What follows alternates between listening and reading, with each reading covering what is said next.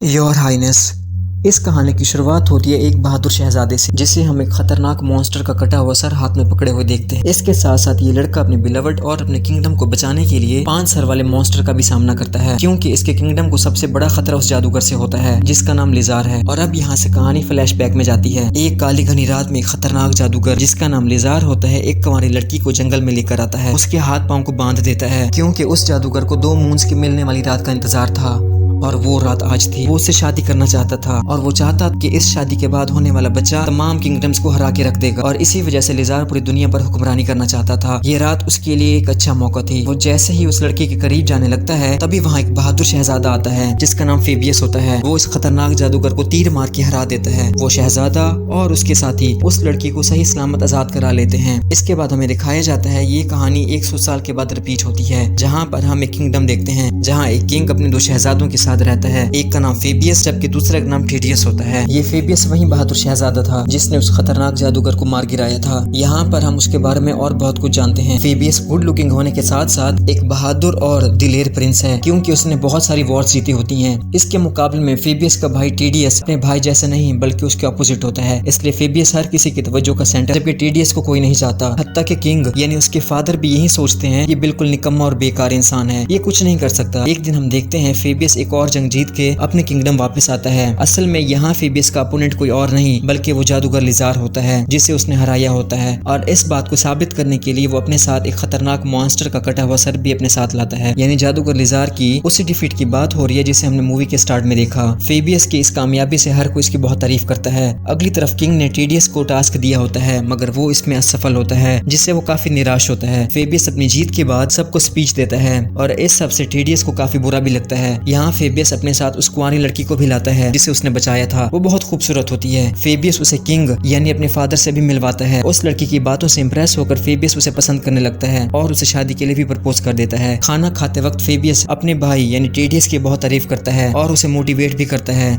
तुम सब कुछ कर सकते हो, तुम्हारे अंदर भी वो गट्स मौजूद हैं जो मुझ में हैं। अगले दिन टीडियस नाइट्स की बातों को सुन लेता है जो कहते हैं टीडियस इंतहाई निकम्मा और बुज़दिल इंसान है, बहुत बेवकूफ है, वो किंग बनना बिल्कुल डिजर्व नहीं करता क्योंकि इसमें कोई ऐसी क्वालिटी ही नहीं। और ये सुनते ही टीडियस को बहुत बुरा लगता है और उसे बहुत गुस्सा भी आता है। इसी हालत में वो पैलेस से बाहर चला जाता है। वहाँ पैलेस में फेबियस की शादी की सेरेमनी चल रही होती है, जहाँ फेबियस अपने भाई यानी टीडियस का काफी इंतजार करता है, मगर जब वो नहीं आता तो किंग फेबियस से कहते हैं वो शादी से और लेट ना करे। और फेबियस क्योंकि किंग अपने फादर का बहुत ओबीडियंट होता है तो वो उनकी बात मान लेता है। तभी वहाँ फेबियस और उसकी बिलवड का सबसे बड़ा दुश्मन यानी वो जादूगर लिजार आता है, जिसे मूवी के स्टार्ट में फेबियस ने हरा दिया था। और अब यहाँ फिर से वो उस मेडन यानी कुंवारी लड़की को लेने आता है, क्योंकि मैंने आपको पहले बताया कि जादूगर को उस मेडन की बहुत जरूरत थी, इसलिए वो सब पे अटैक करता है और अपने उस जादू से वो उस मेडन को अपने साथ ले जाता है। इतनी ही देर में टीडियस भी वापस आ जाता है और किंग टीडियस को फेबियस के साथ उस मेडन को बचाने की मिशन पर जाने का कहता है, मगर टीडियस इस सब में इंटरेस्टेड नहीं होता। किंग कहते हैं अगर तुमने इस बार खुद को प्रूफ ना किया तो मैं तुम्हें इस किंगडम से निकाल दूंगा। इसलिए टीडियस को ना चाहते हुए किंग की बात माननी पड़ती है और इस जर्नी में टीडियस अपने एक दोस्त को भी साथ लेकर जाता है और फेबियस के साथ उसके नाइट्स यानी साथी भी होते हैं और उसका पेट करो भी। अब उनकी पहली डेस्टिनेशन थी ओरेकल के पास जाना, और वो ओरेकल से जा मिलते हैं, जहाँ वो ओरेकल उन्हें उस प्रेडिक्शन के बारे में बताता है अगर वो जादूगर उस मेडन से उन 2 मून्स के मिलने वाली रात में शादी कर लेगा तो वो जादूगर इजीली उनके किंगडम पर आसानी से कब्जा कर सकता है। फेबियस ओरेकल से पूछता है फिर हमें क्या करना चाहिए, तो ओरेकल उसे एक मैजिकल ब्लेड के बारे में बताता है जो कि यूनिकॉर्न की हॉर्न से यानी सींग से बना होता है, और उस ब्लेड की हेल्प से वो लोग लिजार को आसानी से हरा सकते हैं। मगर उस ब्लेड को ढूंढना आसान नहीं क्योंकि वो कहीं छुपा हुआ है, इसलिए तुम लोगों को काफी संभल कर और एहतियात से जाना होगा। साथ ही साथ वो ओरेकल उनको एक मैजिकल कंपास भी देता है जो उन लोगों को उनकी डेस्टिनेशन तक पहुंचाने में मदद देगा, और वो लोग अब वहां से निकलते हैं। काफी सफर करने के बाद वो लोग एक जगह पर कैंप लगाते हैं। तभी हम देखते हैं फेबियस के आदमियों में से एक बूढ़ा आदमी उनसे छुप कर कुछ मंत्र पढ़ता है, जिससे वहां पर एक आदमी का शैडो बन जाता है। हैरत की बात तो ये थी वो शैडो किसी और का नहीं बल्कि लिजार का था, यानी इसका मतलब वो बूढ़ा आदमी जो कि फेबियस के साथियों में से था लिजार के लिए काम करता था और इसके साथ मिला हुआ है। अब वो बूढ़ा आदमी लिजार को अपना मास्टर कहता है। यहाँ लिजार उस आदमी को ऑर्डर देता है कि तुम जल्दी से फेबियस को मेरे पास ले आओ ताकि वो भी तो देखे कि मैं उसकी होने वाली वाइफ के साथ क्या करने वाला हूँ। और वहाँ खड़ा टीडीएस का फ्रेंड छुप छुप कर ये सब सुन लेता है और देख भी लेता है और वो भागते हुए दोनों भाइयों फेबियस और टीडीएस को सब कुछ बताता है। लेकिन वो बूढ़ा आदमी फेबियस का खास आदमी था और फेबियस को उस पर बहुत ज्यादा बिलीव था, इसलिए वो खुद जाकर उस बूढ़े आदमी से मिलकर ये सब पूछता है। मगर वो आदमी इनकार करने के बजाय इस बात को तस्लीम करता है, हाँ मैं लिजार के लिए काम करता हूँ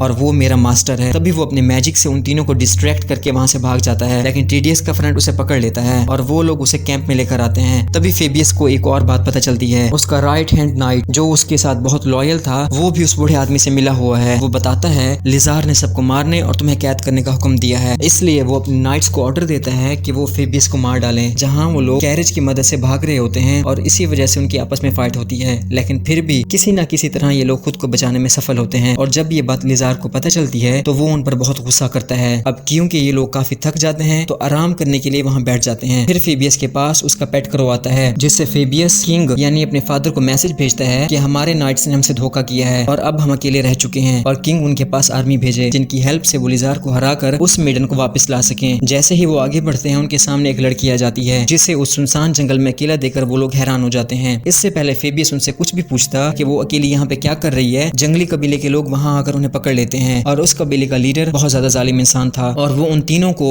एक अजीबोगरीब 5 सर वाले जानवर के सामने फेंक देता है। वो जानवर बहुत डरावना था जो फेबियस पर अटैक करके उसे गिरा देता है। तो टीडीएस अपने फ्रेंड को शक करके उस जहर को निकालने का कहता है। तभी वहाँ एक मस्त स्टाइल में एंट्री होती है एक वॉरियर की, जो बहादुरी और दिलेरी से उस जानवर का मुकाबला करते हुए उसे मार डालती है। बाद में पता चलता है वो वॉरियर एक लड़की होती है जिसका नाम इजाबेल होता है, जो इस कबीले के लीडर से अपने बाप के कत्ल का बदला लेने आई है और इजाबेल उस पर तीर से अटैक करके उसको मार देती है। अब वो लोग अपना सफर दोबारा से शुरू करते हैं। इजाबेल उनसे कहती है मैं मैजिकल ब्लेड के बारे में जानती हूँ और वो तीनों इजाबेल को सब कुछ बताते हैं जिस बारे में ऑरिकल ने उन्हें बताया था और तमाम वाकया पता लगने के बाद इजाबेल उनकी हेल्प करने का कहती है। यहाँ हमें पता चलता है टीडीएस इजाबेल की तरफ अट्रैक्ट होने लगता है। रात के वक्त जब फेबियस और टीडीएस का दोस्त कहीं जाते हैं तो टीडीएस और इजाबेल में बातें होने लगती हैं और बातों ही बातों में टीडीएस उसे उस कैंपस के बारे में बताता है। अगली सुबह जब फेबियस उनके पास आता है तो इजाबेल वहाँ से गायब थी और फेबियस टीडीएस से उस कैंपस का पूछता है जो फेबियस के पास नहीं होता। काफी ढूंढने पर भी वो नहीं मिलता तो फेबियस टीडीएस की इस बेवकूफी पर उस पर गुस्सा करता है, मगर इस बात को भुलाते हुए फेबियस आगे बढ़ने का फैसला करता है और इतना लंबा सफर तय करने के बाद वो लोग फाइनली अपनी मंजिल पर पहुंच जाते हैं। अब फेबियस अपने भाई टीडीएस और उसके दोस्त को वहां पे रुकने का कहता है ताकि वो उस मैजिकल ब्लेड को ढूंढे। तभी वहां घूमते घूमते टीडीएस इजाबेल को देखता है और वो उसके पास आकर उसे कंपास का पूछता है, मगर इजाबेल उसे वो कंपास देने से इनकार करती है, जिससे उन दोनों में फाइट शुरू हो जाती है और इजाबेल बड़ी आसानी से टीडीएस को हरा देती है। उधर फेबियस को उसके नाइट्स जिन्होंने उसे धोखा दिया होता है पकड़ लेते हैं और मारते हैं। वहीं टीडीएस इजाबेल से मार खाने के बाद बाहर आता है और उसका दोस्त टीडीएस को वो कंपास दिखाता है कि मैंने फाइट के दौरान इजाबेल से चुरा लिया था। अभी वो इस सब पर खुश हो रहे होते हैं तभी वो फेबियस को देखते हैं जिसे वो नाइट्स लेकर जा रहे होते हैं। टीडीएस और उसका दोस्त प्लान करते हैं आखिर किस तरह से फेबियस को यहाँ से छुड़ाएं। अगली सुबह जैसे ही वो ये सब सोच रहे होते हैं इजाबेल वहाँ आकर उनसे कंपास वापस मांगती है, मगर टीडीएस इजाबेल को कंपास की बजाय फेबियस के बारे में बताता है। उसे नाइट्स पकड़ कर ले गए हैं जिस पर इजाबेल उनकी हेल्प करने के लिए मान जाती है। फिर इजाबेल उनको एक केव में लेकर आती है जहाँ कैंपस की हेल्प से वो लोग अंदर जाते हैं। वहाँ उनका सामना एक खतरनाक क्रीचर से होता है जो उनके पीछे भाग पड़ते हैं और खुद को बचाने के लिए टीडीएस, उसका दोस्त और इजाबेल भी भागते हैं, मगर वो लोग अलग-अलग हो जाते हैं। भागते भागते टीडीएस वहां पहुंचता है जहां मैजिकल ब्लेड थी। टीडीएस जैसे ही उस ब्लेड को बाहर निकालता है तो उसका प्रोटेक्टर जाग जाता है जिसकी बहुत सारी आंखें होती हैं और वो कहता है इस ब्लेड को ट्रू हीरो ही निकाल सकता है। टीडीएस को लगता है वो तो ट्रू हीरो है ही नहीं और इस प्रोटेक्टर को इस सब की फीलिंग हो जाती है, इसलिए वो टीडीएस को आजमाने के लिए घर वापस जाने का लालच देता है। अगर फेबियस मर गया तो अगले किंग तुम होगे, इसलिए ये सब छोड़कर घर चले जाओ। मगर टीडीएस घर जाने की बजाय अपने भाई को चूज करता है और उस मैजिकल ब्लेड को लेने में कामयाब होता है और उस मैजिकल ब्लेड से उस क्रीचर को मार डालता है और अपने साथियों को बचाकर वहां से भाग आता है। और करीबी टाउन में जाकर टीडीएस एक बहुत बड़े और ताकतवर वॉरियर को अपने साथ जाने के लिए तैयार कर लेता है, जिससे ये चारों फेबियस को बचाने के लिए चले जाते हैं। और कुछ देर बाद वो लोग जादूगर लिजार के महल में पहुंचते हैं और आज रात भी उन दो मूंज के मिलने की रात थी। तभी हम देखते हैं फेबियस को वहाँ पे बांधा होता है और वो लोग बड़ी समझदारी के साथ वहाँ पहुंचकर फेबियस को छुड़ाने में सफल हो जाते हैं। इसके बाद टीडीएस यूनिकॉर्न के हॉर्न से बना हुआ वो मैजिकल ब्लेड फेबियस को दे देता है, जिसकी मदद से फेबियस लिजार से फाइट करने लगता है और बाकी लोग भी आपस में फाइट करते हैं। इतनी ही देर में वो दो मूंज आपस में मिल जाते हैं और इसी वजह से लिजार की पावर बहुत ज्यादा स्ट्रॉन्ग हो जाती है। मगर फेबियस बड़ी अक्लमंदी से ब्लेड ऑफ यूनिकॉर्न से लिजार को मार देता है और इसी तरह से वो सब फेबियस की होने वाली ब्राइड को बचाने में कामयाब हो जाते हैं। और इसके बाद इजाबेल के भी वापस जाने का टाइम हो जाता है और दोनों फेबियस और इजाबेल इस सब से काफी सैड होते हैं,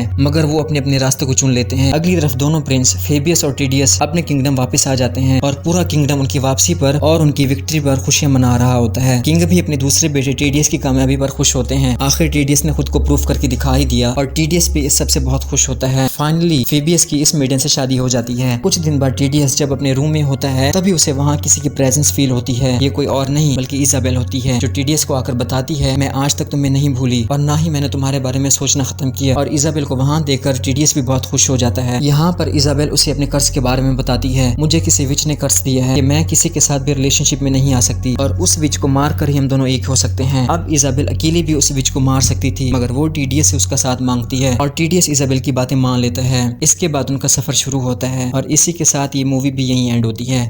कमेंट्स में बताइएगा वीडियो कैसे लगी आपको।